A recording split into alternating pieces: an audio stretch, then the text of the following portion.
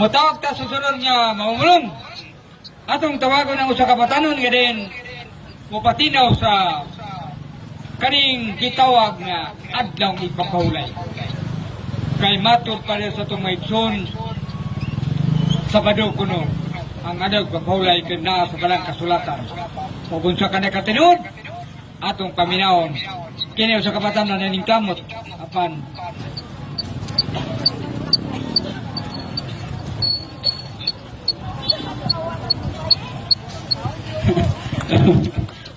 Okay, daghang salamat sa akong igsuon nga si Tatay Brother Diloy nga ating paila karon nga gabi una. So may gabi kaninyong tanan dinhi mga katawan diri sa Barangay Lumbia. Sa salamat sa Ginoo nga nakaani kami karon nga gabi una aron sa pagtuman sa sugo sa atong Ginoo. Sa dinhi pa ako magsangyaw sa inyong atubangan, akong ipanungod ang akong kagalingon diha sa hamubo nga pagampo sa samahan sa Anak sa Espiritu Santo. Amen.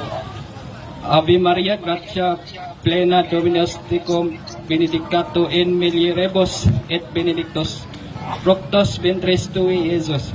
Sancta Maria, Mater Dei, ora pro nobis peccatoribus, nunc et in hora mortis nostra. Amen. Gloria Patri, et Filio et Spiritus Sancto, sicut erat in principio et nunc et semper et saecula saeculorum. Amen. Samahan sa Anak sa Espiritu Santo. Amen. So mga gabi sa tanan, ako dahil si Brother Virgil sa kabatanon nga madasigon magsangyaw sa inyong atubangan karon aron sa pagtuman sa sugo sa atong Ginoo. Sumala sa Mateo chapter 28 verse 19 nga manglakaw kita og isangyaw ang maayong balita. So mga igsoon, ang tema nga akong isangyaw karon nga gabi una mao ang adlawng igpapahulay o sa English gitawag kini Sabbath day.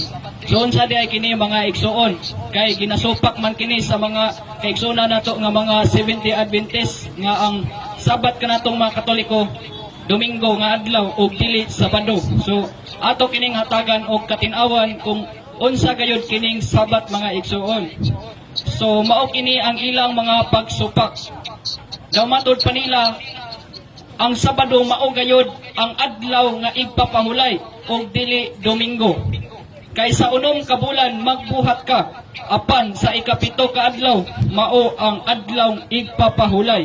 Nga sa ato pa Sabado sumala gayud sa kasulatan na asa Exodus kapitulo 20 bersikulo 8 ngadto sa 11.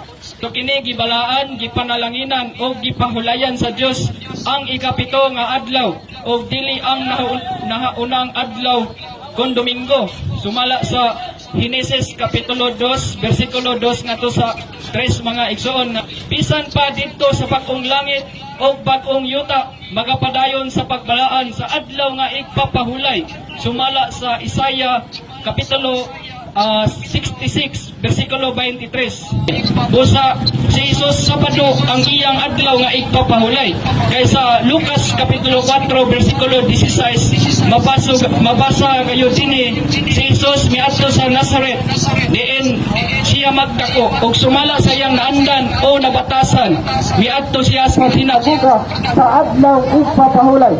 Ug ang adlaw nga igpapahulay wala gayud gisalikway ni Jesus kundi aron sa pagtuman niini na atong mabasa daw sa Mateo kapitulo 5 bersikulo 17 ngadto sa 18. Kay si Jesus mao ang atong panigignan usa mosunod kita kaniya na mabasa sa unang Pedro kapitulo 2 bersikulo 21 ug sa Lucas kapitulo 23 bersikulo 55 ngadto sa 56. Nagpanatuod nga ang inahan sa atong Ginoo nga si Virgin Maria Sabado usab ang iyang adlaw igpapahulay.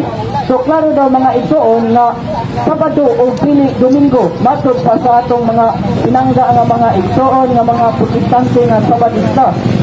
Dili lang Sabadista ang nagasupak apil usab ang simbahan nga Gadamater Church nga Sabado daw ang adlaw nga igpapahulay.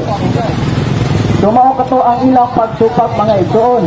O aniya ang atong tubag mga igsoon sa ilang pagsupak. Sa ilang pagsupak nga Sabado maugayod ang adlaw igpapahulay mga igsoon. Wala kita nagsupak ni ana. So ato kanang hinumduman mga igsoon. Apan kining Sabado nga adlaw igpapahulay gibalaod kini ni Moises alang sa mga Hudyo o dili natong mga Kristiyano. Si Moises mipaila kung unsang adlaw ang gipahitukma nila sa balaod o nagpahibalo kanila sa imong balaang adlaw nga ipapahulay o nagsugo kanila og mga sugo o kabalauran o usa ka kasuguan nga pinaagi ni Moises na imong alagad sumala sa Nehemias kapitulo 9 bersikulo 14. O nganong gipabalaan man ni Moises sa Israel ang adlaw nga sa Saturday o Sabado ang tubag tungod sa usa ka halandumong adlaw alang sa mga Israelita tungod kay sa pagkigawas nila gikan sa kaulipnon sa Ehipto sa adlaw Sabado o sa gibalaan nila kini sa tukmang sugo ni Moises o sa sugo sa atong Ginoo sumala sa Deuteronomio kapitulo 5 bersikulo 15. Klaro og walay lalis mga igsoon nga ang Sabado gipalaod ni Moises alang sa mga Hudyo. Apan kanatong mga Kristiyano nganong dili naman Sabado ang atong sentro sa adlaw sa pahulay alang sa atong Ginoo. Og nganong Domingo naman mga igsoon. So ang tubag mga igsoon, Domingo maoy dipuli sa gipahuno nga Sabado. Kay walay nakatuman sa pagbantay sa adlaw ipapahulay. Bisan ang mga dinikanan sa mga Hudyo sa sumala sa Nehemias kapitulo 13 bersikulo 18 nga nag-ingon dinhi sa mga igsoon gikastigo o gigunog sa Dios ang maong syudad o naghagit sa dakong kasuko sa Dios batok sa Israel kay gipasipad-an gihapon nila ang adlaw ipapahulay.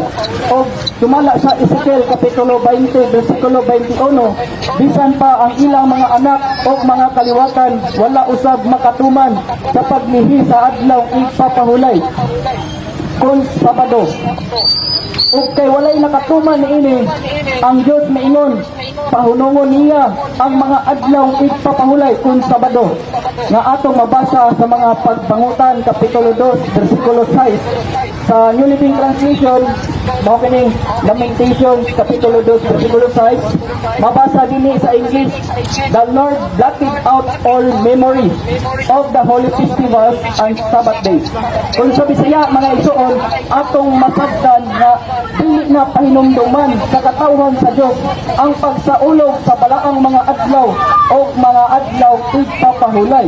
Si Kristo wala magbungkag sa daang balaod apan gikling ini o gipungan na og bag-o sumala sa Hebreo kapitulo 4 bersikulo 8 ngadto sa 9. O unsa man kining adlaw ang tubag mao ang adlaw sa pagkabanhaw sa atong Ginoong Kristo sumala sa unang mga taga-Korinto kapitulo 15 bersikulo 14. Gipamatud-an na si Kristo nabanhaw gayud og Domingo ba kini nga adlaw ang tubag.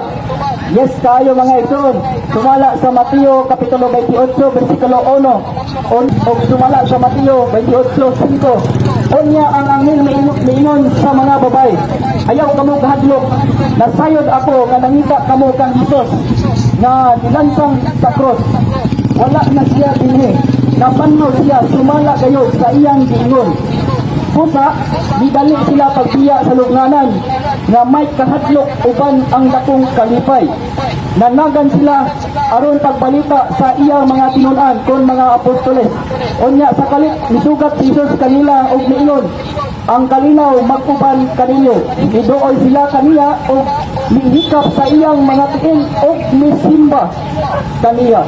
So klaro mga igsoon misimba ang mga tinun-an o mga apostoles sa adlaw sa pagkabanhaw sa atong Ginoong Kristo.